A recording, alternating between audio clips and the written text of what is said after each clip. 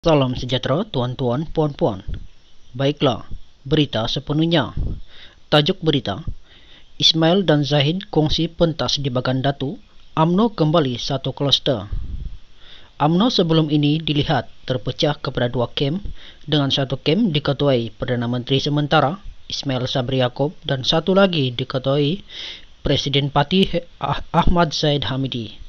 Mereka dikatakan tidak sebulu bermula sejak langkah UMNO untuk menyingkirkan Muhyiddin Yassin dari jawatan Perdana Menteri, sehinggalah desakan agar Parlimen dibubarkan bagi memberi laluan kepada PRU15. Namun hari ini, kedua-dua pemimpin itu akan membuat kemunculan bersama di sebuah program yang dinamakan Solidarity, Kestabilan, dan Kemakmuran di Dewan Perdana Kompleks UMNO Bagan Datuk, Perak. Bagan Datuk adalah kawasan Parlimen yang dipegang Zahid sejak 1995.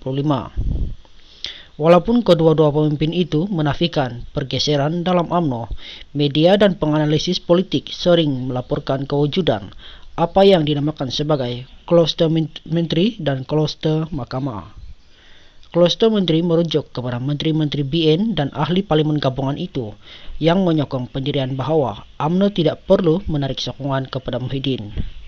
Kluster mahkamah pula adalah pemimpin-pemimpin UMNO menyokong desakan Zahid dan bekas Perdana Menteri Najib Abdul Razak untuk menarik balik sokongan kepada Muhyiddin serta PRU15 perlu diadakan pada tahun ini.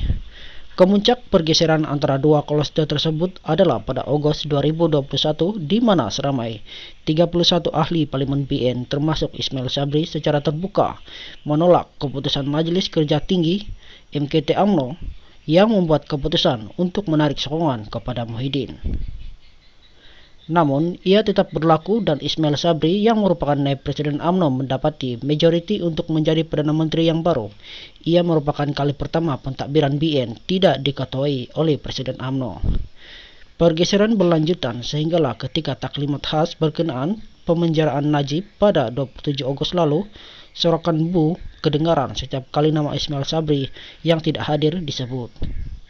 Justru program hari ini dilihat sebagai usaha untuk memberi isyarat bahwa parti itu kembali menjadi satu pasukan dalam menghadapi PRU15. Kenyataan Zahid semalam bahwa Ismail Sabri kekal sebagai Perdana Menteri jika BN menang PRU15 juga dilihat sebagai tanda-tanda kedua-dua kem itu semakin serasi dalam usaha menang PRU15. Namun tetap ada penganalisis politik yang bersependapat kedudukan Ismail Sabri sebagai poster boy BN bukan jaminan dia akan dilantik semula ke jawatan itu. Sebaliknya, menerima nasib sama dengan Hasni Muhammad.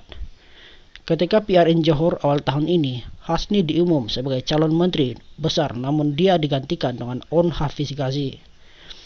Pengumuman Zahid bahwa BN akan menampilkan 70% muka baru sebagai calon turut membangkitkan persoalan jika ada ahli parlimen yang dilihat sebagai penyokong Ismail Sabri akan digugurkan. Apapun persoalan ini akan terjawab dalam masa beberapa hari lagi selepas BN memuktamadkan senarai calonnya.